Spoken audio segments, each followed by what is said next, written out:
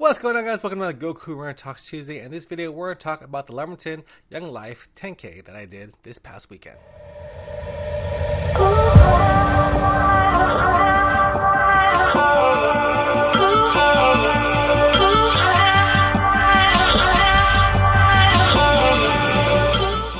I did sign up for a 10K. This was the last one that I actually paid for.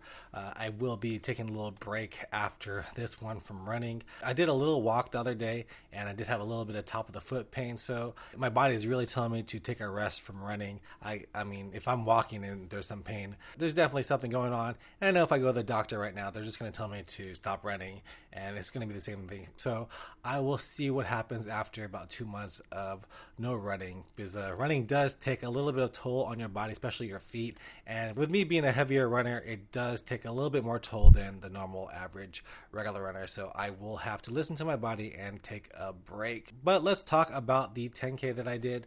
I chose to wear these Enko shoes for the race. You guys probably are like, what the heck are these? But I did do a review on these shoes a couple of months ago. So if you click on the button right here, you will see that review. But we'll do a little bit of a mini review on the shoe right now. These are an Enko shoes from Italy. It's made from an engineer who wanted to save his back and joints from injury. So he made a shoe that was going to cushion his footfall whenever he ran. And this is what he created, the Enko shoe. If you look at it right now, this is on the walk mode. There's two modes. There's a walk mode and there's a run mode. When it's on walk mode, the shoe is freely movable. Well, at the toe box and then at the main body part, it hinges right there. And when you put it on run mode, you put it there and the spring loaded system is activated. The spring is actually made specifically for my body weight from 230 to 250 pounds, I think. So this spring is actually very hard to push down if my body weight isn't on it, because it is weighted to your body weight. So it's very stiff right now, but when you're running on it, you feel a little bit of bounce. That's mainly because of the spring. And then right here underneath it, it is loaded with these plates. So this is the sole of the shoe, and it comes with these little rubber nubs over here that you can actually replace. And they say that this shoes last longer than the regular shoe because of the nubs. Although there is a little bit of wearing away right here. I think I already replaced this one before, so I'm not sure how long these actually last. I mean, I don't run in them very often, and you can see that that one almost needs to be replaced already. For me, when you're running on these shoes, you basically are running in your midfoot because you're landing right there. And I do feel a cushioning effect when I'm running on these things.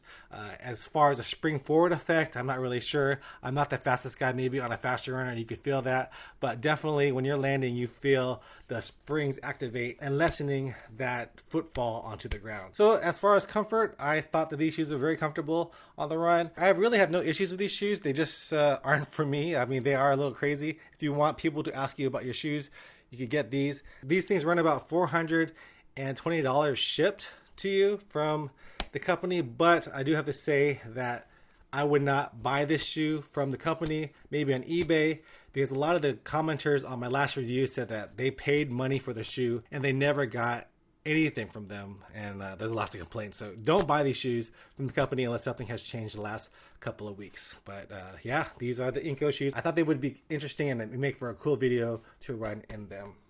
So let's talk about the race. I was planning on filming with the Osmo Pocket and the 360 camera, but when I started the race, I was like, I only need one camera, and since I have two batteries, I figured that the 360 camera would last for the length of the race, and it did. And I thought the race footage turned out pretty cool. The quality of the 360 footage isn't as great as the Osmo Pocket. It's a 5.6K image, but that's 360. So if you focus it on one part, it's going to degrade the image a little bit. So there's that. But I think that overall, the angles that I could get with this thing is really pretty neat for my running videos. And you can't see the selfie stick, so that's also another cool factor. So the problem with this thing is that it is a two-step process to edit it. You have to first edit the 360 footage to frame up the shot that I want you guys to see, and then I have to insert that edited footage into my final edit.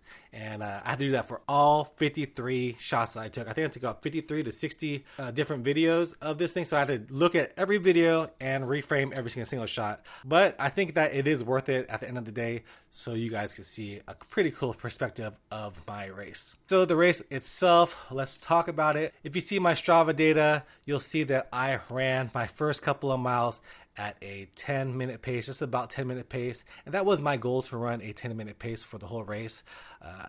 I wasn't looking to do anything too crazy, but the 10-minute pace goal was something that I wanted to do.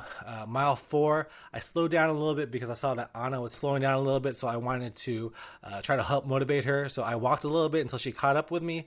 But once she did caught up with me, she told me to go ahead and leave her and run my own race. So that's what I did. So I sped up into the 9:50, 9:45s for the next 2 miles. And I ended up finishing the race right at 1:02, which is exactly a 10-minute pace. I did forget to turn off my Garmin at the end of the race. I have the cameras to turn off. I have my own body to just shut down and slowly get my heart rate down. And I forgot to turn it off until 1 hour and 20. So that's why you see on my Strava that it says 1 hour 20 and not 1 hour and 2 minutes. But overall, I'm really happy about the race and how I finished it. But like I said the other day, I did go for a walk, and now I'm having a little bit of top of the foot pain. So I am going to take a little bit of rest from running, just concentrate on doing my burpees and my bodybuilding routines and all that fun stuff. I hope you guys are enjoying following me. As you guys probably know, I am not the fastest guy. I'm actually kind of a mid-packer to back of the pack runner. So I hope you guys find inspiration and motivation through my running. That's really what I want to portray to you guys through my videos, that you don't have to be the fastest person out there running. You just have to go out there and do your thing and run. So I hope you guys are enjoying all my videos. Hope you guys are finding motivation from them. And if you are, please subscribe and give me a thumbs up. And I'll see you guys next time. Peace out. It was made from an engineer who wanted to save his back from back pain and joints. He have a little bit. I do. The angles that I could get with this thing is really, really. These plates right here is what you are actually.